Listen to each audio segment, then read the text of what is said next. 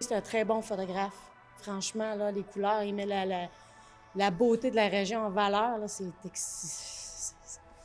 moi, je pourrais dire ça, c'est inimaginable, c'est tellement beau. Je suis un passionné d'astronomie, de météorologie. J'aime tout ce qui m'entoure. Donc, j'ai une passion et depuis que je suis à Fermont, ben, on a le paysage, on a tout.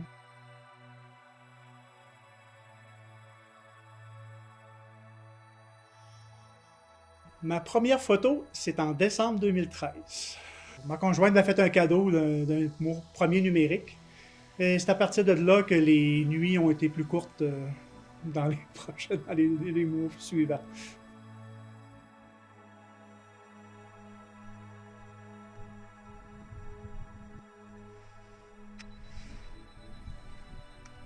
Je travaille pour une minière ici à Fermont depuis 33 ans. Donc, c'est sûr que les aurores boréales, c'est un hobby.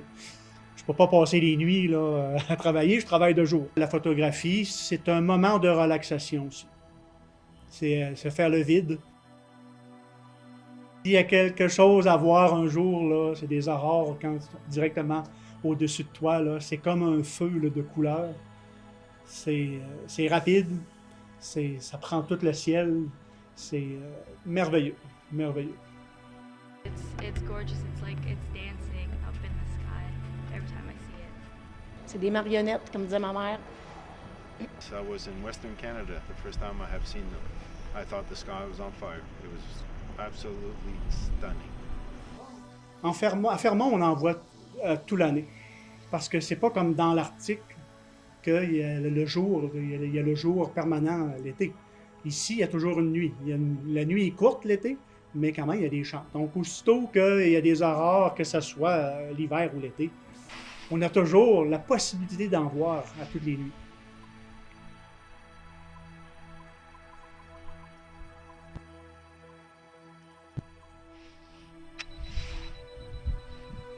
Là, c'est 25 couleurs qu'on peut voir.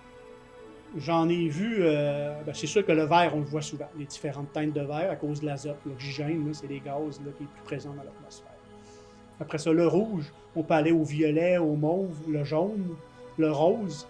Quand l'aurore s'active là, très rapidement à l'horizon à base, là, ça devient rose, ça devient rosé.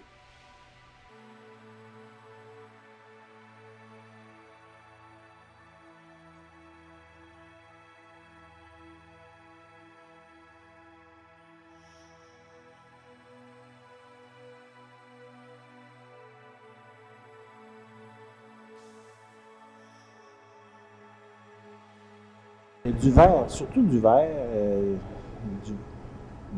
majoritairement du vert. On est aux abords du lac Perchard, près de Fermont. C'est le lac d'alimentation en eau potable de la ville. Donc, c'est un bel endroit qu'on voit bien le nord. Là, pour quand l'intensité est assez faible, on est capable d'aller voir là, en premier là, qu'est-ce qui se passe. Donc, on espère que ce soir, c'est la bonne soirée. On a des applications, il y a des applications Internet qu'on est capable de voir en direct. On peut suivre en direct la météo spatiale. Donc, on est capable de voir là, dans les prévisions dans les 3 prochains jours s'il y a des probabilités. Donc, avec les probabilités, c'est pas toujours bon, mais ça donne une chance là, d'en voir.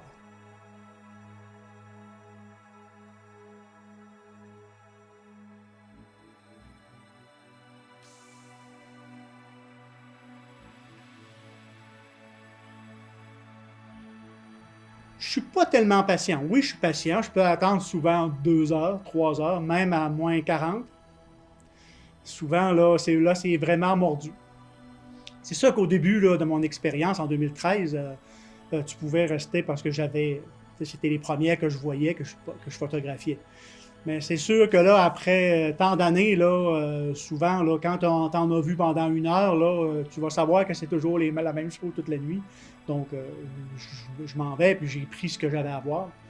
Mais chaque soir est différent. Chaque soir, là, il peut y avoir un spectacle différent. Donc, c'est d'aller prendre le pouls de la soirée, puis après ça, ben, Mais je suis pas la personne à passer une nuit complète à attendre. Là. I'm always in awe when I see them, because it's never the same. You see snow on a tree, okay, snow on a tree. You see northern lights, they're never the same. Their magnitude, they're colorful, they're very much impressive. Il y a un nouveau type d'aurore qui s'appelle Steve. C'est un phénomène, là. C'est un phénomène de plasma à haute température qui rentre dans l'atmosphère. C'est visible dans nos latitudes. Puis une bonne soirée du mois de mars, j'ai réussi à capter ce bandeau mauve dans le ciel. Il y avait juste ça, avec aussi des genres de piquets de clôture verts, avec des boulets de canon au bout. C'était très spécial. Puis en lisant, ben, comme c'était vraiment le phénomène de cette émission de plasma à haute température que les chercheurs présentement travaillent pour trouver c'est quoi. Puis j'ai partagé ma photo dans un site, le Space Weathers, puis j'ai fait la une cette journée-là. Là. J'en suis très fier. C'est un bel accomplissement.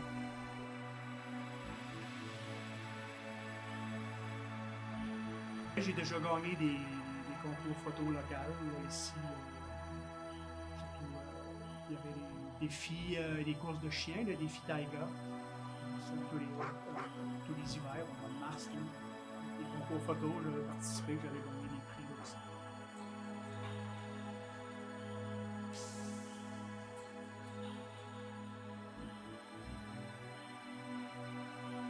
Malheureusement, ça s'est mal terminé. Les nuages ont arrivé trop vite. Les probabilités étaient quand même assez bien, mais on n'a même rien vu, même à l'appareil. Donc, ça va être partie remise. Mais ce soir, c'est terminé. Malheureusement, c'est la vie du chasseur d'aurore boréale. Il faut apprendre qu'il y a des bonnes journées, il y en a des mauvaises. À la prochaine.